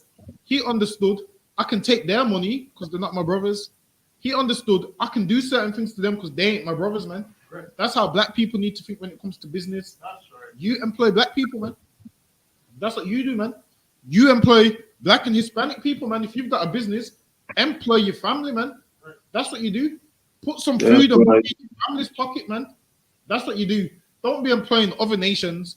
Meanwhile, you got brothers and sisters out here starving. If you're doing that, man, you failed your race, man. What you should be doing is helping out your race where you can. If you got the power to do so, you help out your people, man. Don't be helping out other races. That's not your problem, man. That's an Egyptian problem. That's a Chinese problem. That's nothing to do with us, man. Read on.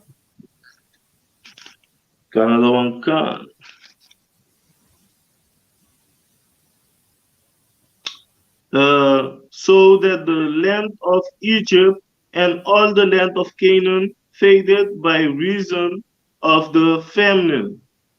Go ahead. And Joseph gathered up all the money that was found in the land of Egypt. and in the land of Canaan, for the corn which they bought, and for the corn which they bought. And Joseph brought the money into Pharaoh's house. Go ahead. And when All the money morning, in Egypt, Joseph gathered it up. Why? Because people are coming spending their money to buy corn because there's a famine. So people are buying it in bulk, spending all their money. Go ahead. so like 1 second, sir. Verse 15. Yes, at the end. For the money failed. And Joseph said, give your cattle, and it will give you, and I will give you for your cattle if money fail. So now they're bringing their cattle to Joseph. Imagine this. Your cattle is what you breed so you can make money. Imagine you make money off your cattle. Joseph saying, you give me your cattle for corn. Guess what happens then? They've then sold their resources, which makes them money. Their cattle makes them money. They've then sold their cattle, which means how are you going to make money with no cattle? Read on. Which means you can't make money. Joseph was a businessman, man. Joseph was one of those people that, you know, when you're sitting down and you're negotiating a contract. Joseph was sitting down doing that, man. Okay, then. Money's failed. Give me your cattle and I'll give you corn. And then what happens? Eventually that corn's going to run out, so you're going to have to go to Joseph with something else. You're not going to get no money back, and you ain't got no cattle to give him next time. What can you give him next time, man? You can't give him cattle next time because you've already gave your cattle. Joseph was a smart businessman. That's how you do business, man. Joseph hustled these heathens, man. And that was righteous of him, man, to hustle these heathens because they hustle us, man. They hustle us like this every single day. Now Joseph played their own game on them. Said, all right, give me your cattle. Read on. Verse 17. And they brought their cattle unto Joseph, and Joseph gave them bread in exchange for horses. Yes, man. Joseph knew, well, if they don't give me their cattle, they're gonna drop dead because they need this bread and of garlic, man. Joseph knew he was the one. He was the one with the power at this time. Why? Because he's got what they want. Now, imagine you got all these horses and these cattle, and you ain't got no bread. Joseph said, yo, give me the cattle and I'll give you some bread. Go ahead. And Joseph gave them bread in exchange for horses and for the flocks and for the cattle of the herd. Joseph hustled them, man, took their cattle and gave them bread in exchange for their cattle, man. Gave them bread in exchange for their cattle. Meaning what? This cattle was what was making them money, which was sustaining them. Now they've got rid of it for bread, which means eventually you got nothing left to offer. What do you have to do? You have to come and work for Joseph now. You have to be Joseph's slave or servant in order to eat. That's real business, man. That's what Joseph's done to them heathens, man. Made them bankrupt, made them give up their money maker, which means what? We now the millionaires now. We now the rich people of the land now. We now Jeff Bezos and all of them now. Because we the ones with all the food. You've got your cattle. You're making money off your cattle now. We got more cattle. And you're doing the work for us for free. You're our slave and our servant now. And now we're paying you minimum wage, man. Because you gave up your cattle, meaning what? We brought you out of your business, man. We gave you bread for your business, and now you don't have no business no more. And then guess what happens? You have to now work for me. Because if you don't work for me, you're not going to eat. Joseph was a businessman. Brought up all their businesses, man. Made them get rid of their businesses, their cattle, their horses, their money. So much that what? Now they have to work for me for £7 an hour. That's how you do business, man. Joseph was a real businessman. Read on. And for the asses, and he fed them with bread for all their cattle for that year. And he gave them bread for that year. Because Joseph knew, you know what? In time, I'm going to have all their businesses anyway. So now, for now, they're gonna eat. But after this, once this year is up, they're gonna have to come back to me with a better offer. I've got their cattle now, and this is smart, man. It was strategic. Joseph took his time, took their cattle first. Like, he didn't just say to them, "Come and work for me," because maybe they would have figured out, hold on, this man wants us to be his servants. He made them have their back against the wall. They got no cattle. They got nothing else to offer. They can't get no bread because they can't make no money. So now they have to work for him. That was a strategic move, man. That was a good strategy he used. Go ahead. Verse 18. When that year was ended, they came unto him the second year, and said unto him, We will not hide it from my Lord, how that our money is spent. Listen, My Lord, now they're saying they got no. Now they're saying what we say today. I got no money, so I'm gonna go get a job anyway. I'm just gonna go work in McDonald's for minimum wage and so forth. They said they ain't gonna hide it. Listen, man, Joseph was a businessman. He played them at their own game. Go ahead. my Lord also hath our herd of cattle. See, There is no Joseph had their cattle, man, and they had no cattle or nothing, which means they can't make no money. They're poor. They're broke now. They're desperate, and now they have to come and work for an Israelite, man. They have to come work for Joseph. Read on. Whereas if Joseph joined the Egyptians, guess what would have happened? We would have been giving them bread for free. We would have been giving them our resources, because we would have said, "Oh, we live amongst them and they're kind and we like them." We would have been giving them our resources, but Joseph kept us separate, man, because he had other ideas that we can do trade and business with them, and we had the upper hand in this business. He was taking their cattle, and now they're broke and poor. Read on. Canada Council. Salakia? What verse are you at? I'm still at verse 18. Yeah, go ahead. Salakia, I will hide it. My Lord, that all. I got it. There is not enough left in the sight of my Lord, And now but our bodies. Now they're realizing they're running out of bread. They're running out of everything. So now they had to come to Joseph, man. Go ahead.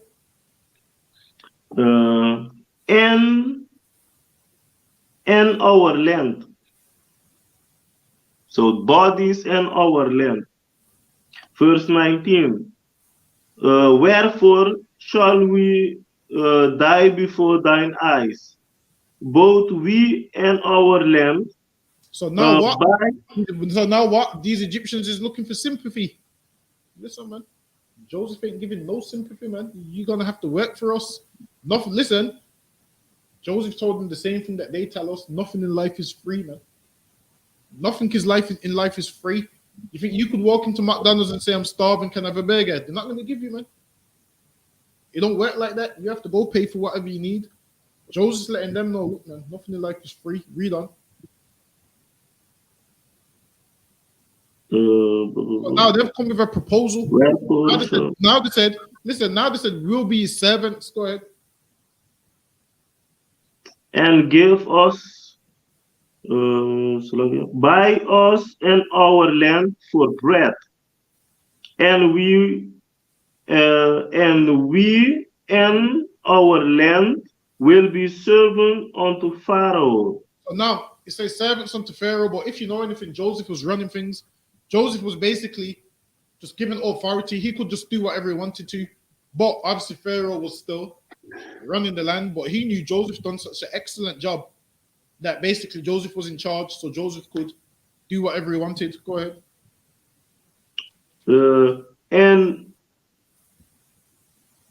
And give us seed that we might live and not die, that the land be not desolate. And Joseph brought all the land of Egypt for Pharaoh. Go ahead. For the Egyptian sold every man his field. Now the Egyptians are selling their field, man. Now the Egyptians is selling their lands, their houses. And this needs to happen again, man. This oppressor needs to run out of money, man. So he can sell everything for cheap. So he can sell his houses, his shops, his banks, his businesses for cheap, man. He needs to run out of money, man. So this can happen. One day if there's a famine and he runs out of money, man. So these things can happen. All his businesses will fall into our hands, man. Go ahead. Because the famine prevailed over them.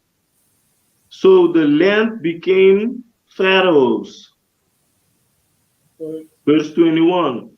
And as for the people, You know what? Give me, hold on. Let me see for time's sake. Let's see what I want.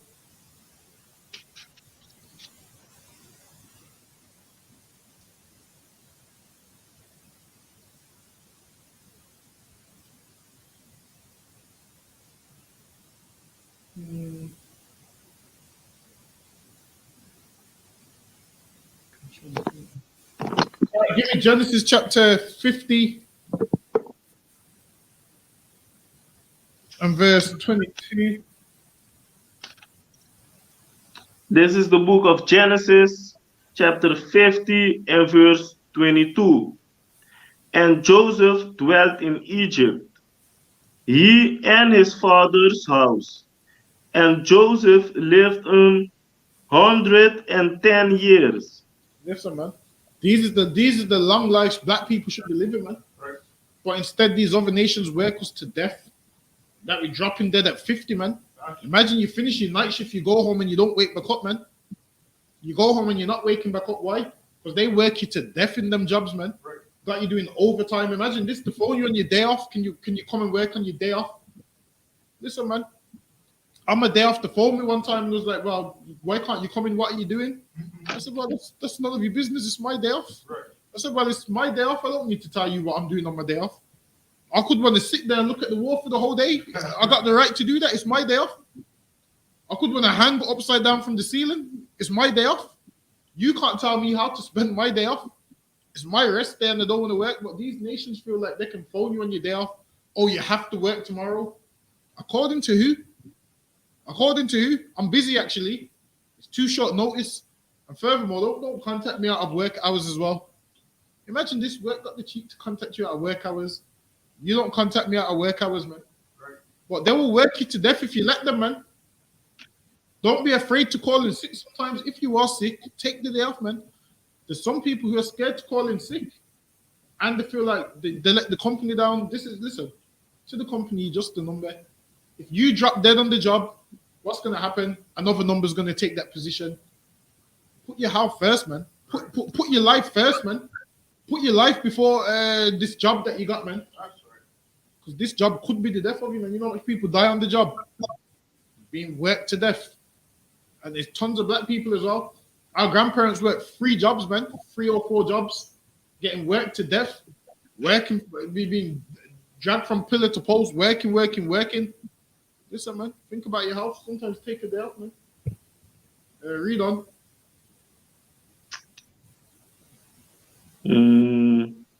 And Joseph saw Ephraim's children of the 3rd generation. And it's, listen, man, it's children and grandchildren, great grandchildren. Go ahead. The children also of Mishael, the son of Manasseh. Listen, man, it's seeing his grandkids and great grandkids. That's how we should be living, man. Where we see our children's children. Instead, what happens? We barely see our own children. Why? Because we get shot or die a horrible death. We die a horrible death. Why? Because we ain't living right, man. If we lived right, we could see our children's children. If we kept the laws of the Lord and ate what we're supposed to eat and stop eating things we're not supposed to eat, then we wouldn't have all these diabetes and gout and high blood pressure and cancer from all the cigarettes. We wouldn't have those things. We could live a nice long life, but we think, okay, then I'm only here for now. So we do a ton of things in our youth. In our youth, we smoke a ton of cigarettes, eat a ton of pork, abuse our bodies, Not realizing your body is with you for the rest of your life, man. Take care of it. Because when you get older, your body's not going to perform how it performs in your youth. So you need to take care of it. So when you get old, you at least have a chance. But obviously, we don't do this. We have to learn the hard way. We have to learn from cancer. We have to learn from diabetes. We have to learn from injecting ourselves every single day. That's what we have to learn from, because we don't like to listen and we are hard-headed people. Whereas if we did listen, we could avoid half the problems we have in life. If we listened, half the problems we had in life we could avoid. Read on. Another one counsel. And the children of Machir, the son of Manasseh, were brought up in Joseph's knees. Go ahead. And Joseph said unto his brethren, I die, and God will surely visit you. But now Joseph knew he was going to die. Why? Because he's of an old age. Whereas with us, we don't know we're going to die. We just go outside and get shot. We go outside and get stabbed. That's not how life's supposed to be, man. Right. You're supposed to get to a certain age, man, and lie down in your bed and have your family around them and say, yo, I'm going to go soon because I'm of the age. That's how we're supposed to die, in our bed, comfortable, man, in the duvet, man, in the 10.5 tug. Is that the duvet 10.5 tug or the 13.5 tug if it's that's the winter one, right? We're supposed to lie down in that 13.5 tug, man, and say, yo, it's winter, it's a cold night, but I'm of the age, I'm going to die soon. We don't do that. We just go outside and get shot. We ain't supposed to die that way. But read on. Yes. Verse 24. And Joseph said unto his brethren, I die, and God will surely visit you, and bring you out of the land unto the land which he swore to Abraham. So now he said the Lord will visit you and he will bring you out of this land, letting them know there's going to come a time when you're not going to be in Egypt no more, because Joseph was governor over Egypt. He's ready to die, saying the Lord's going to visit you. There's going to come a time when you're not in Egypt no more. The Lord's going to bring you to the land which he swore to Abraham. How did Joseph know this? Why? Because he sat down and would listen to his father Jacob. How did Jacob know this? He would listen to Isaac. And the Lord told Abraham, Isaac, and Jacob the same thing, visited all of them and told them, there's a land promised to you and your children. So now Joseph's giving them the confirmation the Lord's going to visit you and he's going to bring you into that land. Go ahead. To Isaac and to Jacob. Verse 25. And Joseph took an oath of the children of Israel, saying, God will surely visit you. Now he's talking about now he's making an oath with his brothers and that and his family, saying, yo, carry my bones from here, meaning what? Joseph didn't want to get buried in Egypt. You know why? Because these Egyptians are weird. They like to embalm you and put you in the museum and all of those kind of things, and open up your tomb and let people come in and touch you and do all of them things. Whereas Israelite culture is what? You die, we wrap you in sackcloth, and we just put you in the tomb, and that's it. With these Egyptians, they want to mummify your bones and put you in a museum. This is why Joseph said, yo, take my bones out of this place. Because he knows what them Egyptians are like, man. They're going to have tons of people visiting him, the bones of Joseph, embalming him, digging him up and doing all of those weird kind of stuff that Egyptians do. So Joseph said, listen, take my bones out of Egypt, man. Meaning bury me in the land. No, none. Jacob didn't even want to get buried in Egypt. None of them wanted to get buried in Egypt, man. Go ahead. And ye shall carry up my bones. Even though Joseph's dead and gone, he didn't want his bones left in Egypt, man. Because them Egyptians are so weird, they didn't even want his bones left there. Read on. And ye shall carry up my bones from hence. Listen, man. He didn't want his bones left in Egypt, man. Kind of like some people do it today. Some people don't want to be buried in England, especially them Rastas. They would rather you pay all this money and take their body to Ethiopia, even though Ethiopia is not even their land. Bury you where in Ethiopia? It's not even your land. Ethiopia. And bury you where? Like where? Them Ethiopians don't want you there. Ethiopia is not your land. Exactly. But that's what they want you to do. Read on. So Joseph died being 110 years old, and they embalmed him, and he was put in a coffin in Egypt. Until what? They was to take his bones out of there. So when they was to roll out of Egypt, they was to take his bones out of there, man. So he said, when the Lord visits you, take my bones out of Egypt, man. Don't leave me in Egypt. Don't leave my bones here. So they put him in a coffin, and then when the Lord visits them, it's time for them to roll out of Egypt. That was to take his bones out of there. With that, that brings us to the end of the class. Clap it up with the security announcements.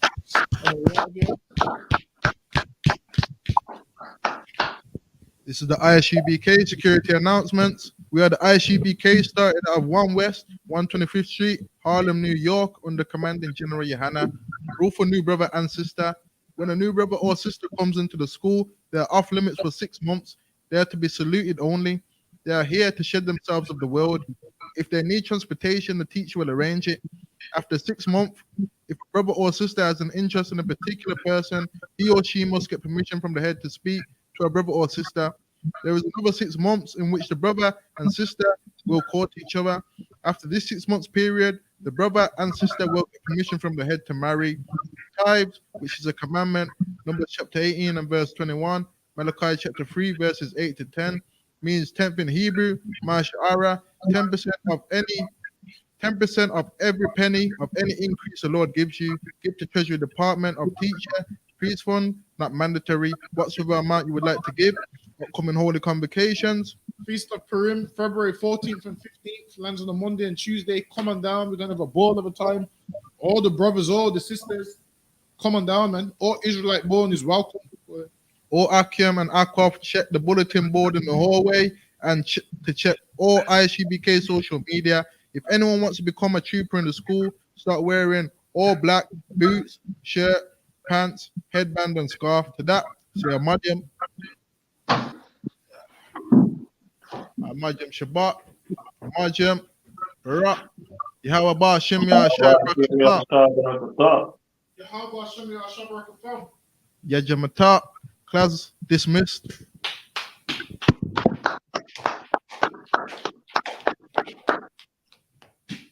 All right, Shalom, Israel.